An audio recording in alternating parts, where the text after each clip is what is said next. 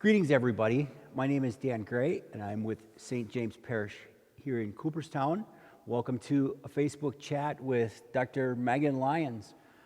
Dr. Lyons is a postdoc therapist with a specialty in clinical psychology. Yes, Did I say yes, that right? Yes, we got it. Okay, Got good.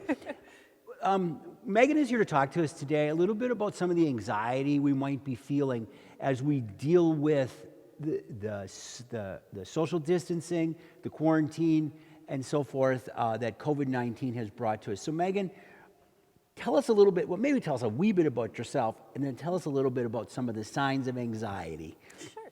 So I have been living in the area now for the second time for about the last 5 years. As many of you might know, my in-laws have lived in this area for some time, and so I'm kind of an import to the community, but been around the block a few times. And right now I've been working in a small private practice with a group of individuals down in Two Rivers, and I see a wide range of people from kind of adolescent age people on up through the elderly, and just whatever is going on in their lives. We see a little bit of everything in our door. So your practice probably has changed a bit with quarantine, social distancing, choose the safer at home. I'm not sure what words, we've heard all the different words. Both how you practice and what you're seeing in your practice. A little bit of both, yeah. So how I practice has changed a lot, where historically I would be, of course, at the clinic each day, seeing people in person, in my office. But of course, with all of the potential risks associated for people's health, we have foregone that for the last couple of months. And we've transitioned to all telehealth. So I've been seeing all of my clients either over video or talking to them over the phone, and just trying to make sure that everybody's in a good place in the midst of all of these additional stressors on top of what's going on for them. So some people, it feels like they are doing the same old, and we're talking about the same things, just it's more magnified right now because there's that additional stress on them. And for some people, it's just completely focused on this COVID-19 situation and the anxiety and the changes and everything that come along with that transition as a society that we're all dealing with at this time. How are some of these stresses manifesting themselves within people? What are some of the reactions that you're seeing just within your practice, and then just in the greater community? Yeah, I think it's showing up in a lot of different little ways. That some people are afraid to go out of their house. Some people are afraid to be in their house too much. Some people are wanting to make sure to balance their lives and are feeling just kind of out of sync with themselves in a way that it doesn't make a lot of sense. Sure. I saw this joke going around online, but I think it's very apt in that this person walks into a therapist's office and says, "Hey doc, I'm really struggling with X, Y, and Z." And the therapist says, "Yeah, there's a pandemic going on. But you don't understand, there's this, and this." "Yeah, there's a pandemic going on." And then the person keeps going, and the therapist goes, "I'm sorry, is my microphone working on this laptop?" Because oftentimes we don't think that something like this really impacts us when it might not change our day-to-day routine, but what it does do is it adds that extra layer of invisible pressure. Sure. Where we've made all of these changes in our lives, everything from do you actually get in the car and go to work? Or do you have to make sure that your internet connection is working in the morning when you are not the most tech-savvy person? Or do you have to try and manage your schedule from afar from the office, and now you have to send 8 messages back and forth with the person who does your scheduling because you're both working from home and the mainline phone is being routed to their cell phone. And it's all the little stuff that just adds up, that it throws us off our usual routine, and when that happens, it adds additional stress for us. So we have the big things like, for example, we haven't been able to gather as church. Correct. Okay. Yep. So community and so forth. We have those big things that are obvious, but there's also some smaller things you're telling me, Megan, that there's that are kind of can be cumulative that we may not be as sensitive to. Right. So when we look at those kinds of things, what are some of the side effects, or what are we seeing then with how is some of that manifesting? How are people reacting to that anxiety? Right.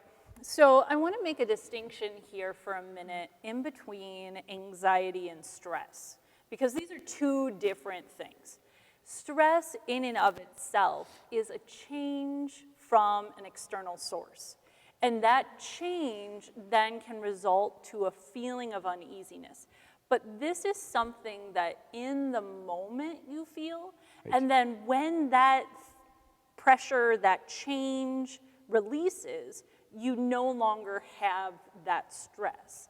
But anxiety, on the other hand, comes from this internal sense of apprehensive dread. And it's not necessarily associated with an actual threat. It's more of a worry of what is to come, what might be, what's around the corner. And that comes about more often when we're under stress, because there's so many unknowns that come with that stressful space. And so it's totally normal to feel off your game on a day when you have more stressors, right? Mm-hmm. When you wake up 10 minutes late, we're all gonna feel more stress. Right. So why not, when there's a pandemic and there's a whole lot of changes other than just waking up 10 minutes late, we're gonna feel more stress, right? So now the anxiety in comparison is more things like excessive worry, being more distracted, finding it hard to concentrate, things like muscle tension, sense of restlessness, being unable to really sleep well. And all of these things then become, in and of themselves, stressors that pile on top of those environmental stressors that we're dealing with, because now we're waking up tired. Now we're more irritable. Now we can't concentrate on other things that we typically would be able to. And so that anxiety becomes a stressor in and of itself. And it's just this big cycle that it just piles and piles over time. So we've got this going, and we're not going to change the external forces right now. Right. So let's take a look at, though, how do we deal now with these external forces and the effects they're having on us? What are some positive steps we can take, maybe to deal with the anxiety, perhaps to keep the stressors down that lead to the anxiety? Mm-hmm. What are some positive steps that we can take now? Yep, absolutely. So some of the positive steps that we can take is to really make that distinction between stress and anxiety. If we notice this is an external stressor, and we know that this is something that we're not going to be able to control. None of us are going to be able to go out and change the pandemic overnight, right? So when we find those external things that are out of our control, we focus on the things that are in our control, like setting up some more routine in your home, giving yourself a sense of that consistency that we're often missing in times like this. Sure.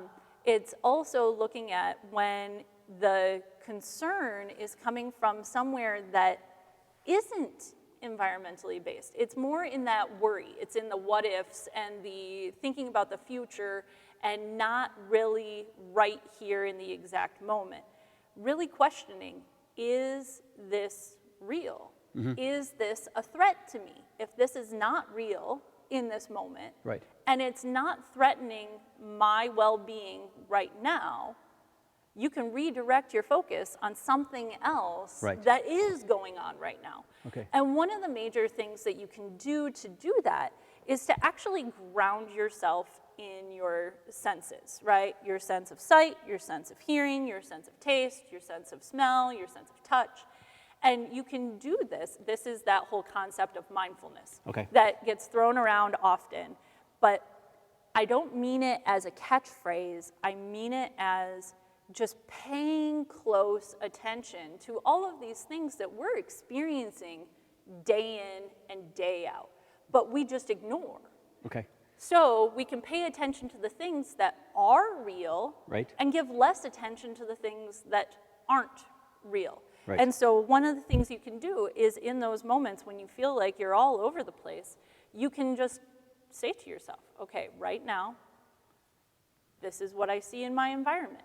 Slow down and just listen for the things that you don't hear on a typical day. When they say go outside and smell the flowers, go outside and listen to the birds, this is what they're talking about. Sure. Those flowers are always there. Those birds are always there, but Right. are we paying attention? Okay. So are we listening to the world around us and taking those messages of stability, the Right. birds singing, the flowers, the rain on a day. Right. Yeah, we're recording this on Monday in the rain. Yep. The rain of a day like today, taking those things that are normal occurrences Yes. and using those as grounding points. Am I Yep. correct on Yep, that? absolutely. Okay. Let's talk a little bit about that term mindfulness, just if we may. Sure. It's something that we hear a lot about, and thank you for that definition. It's you really kind of helped me understand mindfulness. And there's a spiritual component to that, is. really, isn't there? And realistically, the church has given us some great opportunities in prayer, the rosary, praying the Divine Mercy Chaplet, the Jesus prayer, just praying over quietly to ourselves, Jesus, I trust in you, or perhaps Jesus, Son of the living God, have mercy on me, a sinner. Certainly, we would call those are meditations. Yes, they and are. to use those tools as meditations, and as a part of that mindfulness, that the spirituality is in there with the sense of taste and sight and sound and so forth, and to take that in for us. So let's take a look too at some of, technology gets a big knock all the time. Oh, it gets and you know what? There's plenty of things to knock about technology, and yet where we are right now, it's been a bit of salvation, and it's been a bit of a curse at this point. Let's talk a little bit. Let's talk a little bit about the balance of that. I know one of the things you and I talked about beforehand was playtime. Right. Okay. Right. So let's kind of, in this technology age, maybe we can talk a little bit on that, and the good and the bad and the ugly. Yep, absolutely. So I think right now is really the time where moderation can be our best friend. And this is where anxiety is essentially our brain running away with us and coming up with all the worst case scenarios, right? Right. So anything that we do to combat anxiety is going to be based in moderation and balance. And you're right, when it comes to technology, someone who's on their phone 24/7, or someone who is using their technology as a way to avoid everything else that's going on, that becomes a problem. But like I said, my practice has Right. literally become, I am on my laptop for the duration of my workday, seeing my clients, and that is a technology use that can be very beneficial. I know we've talked about this, where I know you like to play games with your family Right. online because you can't be in the same place Right. with all of your family members. Right. And so it's a way to connect with other people. And right now, technology can be the thing that holds us together when we need to be physically separated for our own physical safety to prevent the spread of this virus. Right. And at the same time, the overuse of technology can drive a wedge between us. Sure. Because we still have people, or at least the majority of us do, that there's someone else in our home with us. Right. And that technology can drive a wedge there too, and you Right. don't want that either. Right. And so it's using it in moderation, Sure. kind of across the board. Sure. And this idea of moderation kind of goes across all parts of our lives right now. So there is a psychologist named Dan Siegel, and he has put out this idea of a wellness platter. Okay. And this includes everything like we talked. Food images are always good. Food images always good for a fellow foodie here. I get it, I get it. So we've talked about the prayer and the mindfulness, and this is what he calls tuning in time. This is when you turn inward and you really kind of look at yourself and what's going on internally, and you take stock of where is everything for you? Are you feeling out of balance? If so, what do you need to focus on? And sometimes it is our spiritual well-being. Sometimes it's just being honest with ourselves about, I'm struggling right now, so let me seek out how to handle that. Sure. We also talked about playtime. Okay. Playtime, very important as well. Again, in moderation. Too much, you don't get the focus, the tuning in time Right. in. Right? We also mentioned another. Can we just stop on playtime for just Yeah, a second? yeah. Because, Jumping back. yeah, let's jump back. I want to stop on playtime, Yeah. but because playtime, we think of that as kids. Yes. The kids playing and having a Yep. good time, and in playing with our children and interacting, and the children interacting with each other. Adults need playtime. Yes, adults definitely need playtime. For kids, it's the primary way that they learn. For adults, it's more of a way to unwind. And playtime can be anything from engaging in hobbies to taking up a new musical instrument to just generally being creative.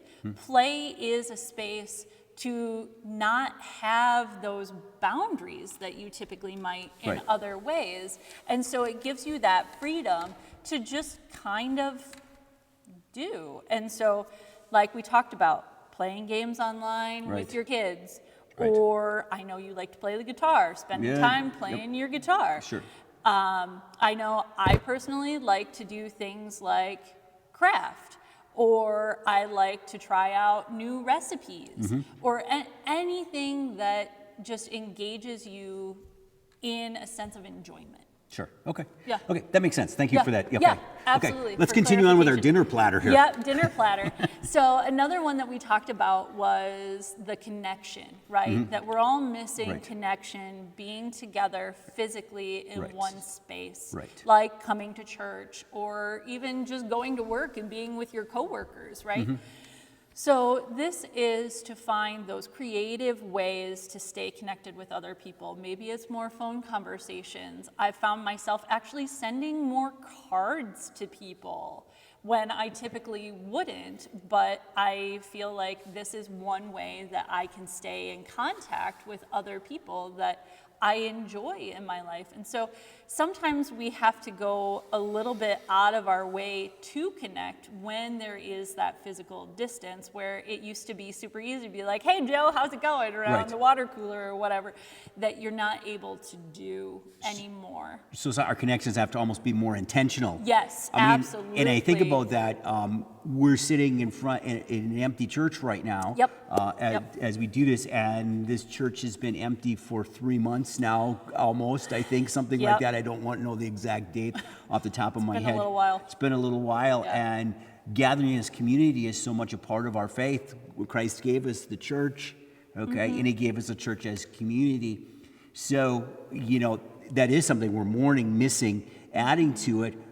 But here's a place maybe where technology is saying, okay, yes, it's not quite the same, Right. but we still can gather as a community of believers in a space. Right. This is as close proximity as we can get. Right. And stay physically well while doing so. Sure.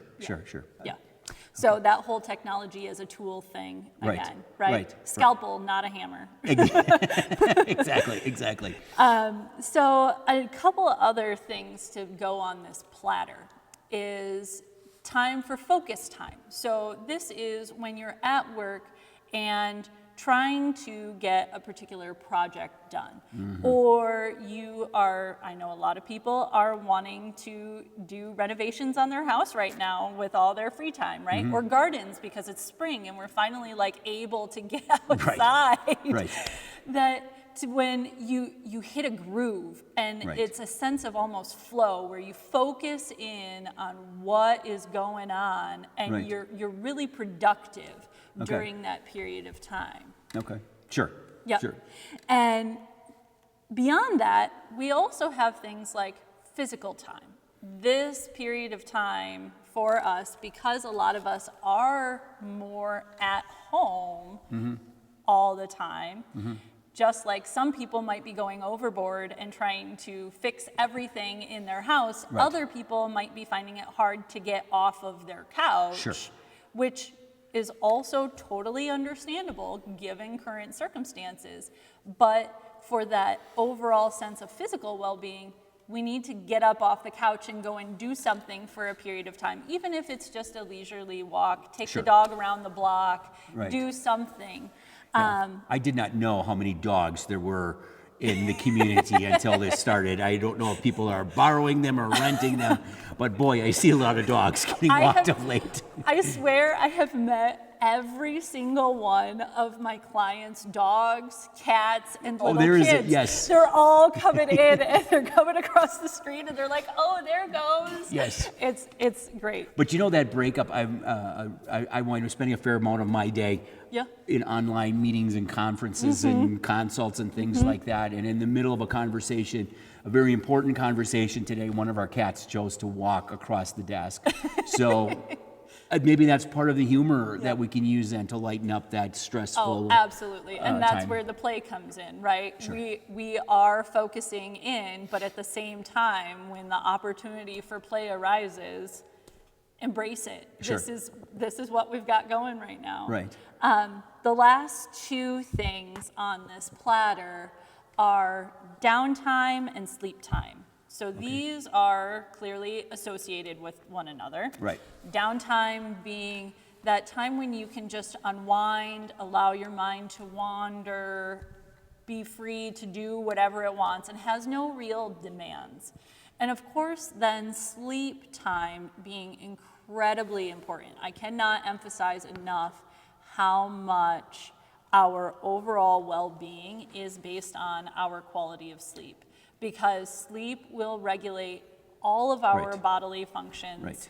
can put us in an irritable mood first thing in the morning or a chipper one, and if you don't have that good quality sleep, we wind up at a deficit starting off the Right. day. And we, of course, don't want to start off on the wrong foot when we're already dealing with more stressors. Right. So when it comes to the downtime and sleep time, while associated, they are distinct from one another. And so the whole idea of this wellness platter is you want a little bit of all of the above. Okay. It's like any good dinner party, right? You want to try all of the appetizers, but it's a complete faux pas to go and eat all of the scallops or all of the mini weenies or all of the cheese and crackers, right? Like everybody be like, And leave the lima beans. right, exactly. Leaving the lima beans, always. But that whole idea, try a little bit of all of the above Sure. to give you that overall sense of well-being. Sure. Well, thank you, Megan, for being with us today. Once again, this Dr. Megan Johnson, and I'm sure many of you recognize her as a member of St. James Parish, and we really appreciate you taking this time to be with us today and to talk. And I think you've provided some valuable information that people can use, so thank you very much. I also want to thank John Lyons for the behind-the-camera and sound work on this, putting this together today. So until we can gather together again as community, be safe, be healthy, be holy, and have a good day. Take care.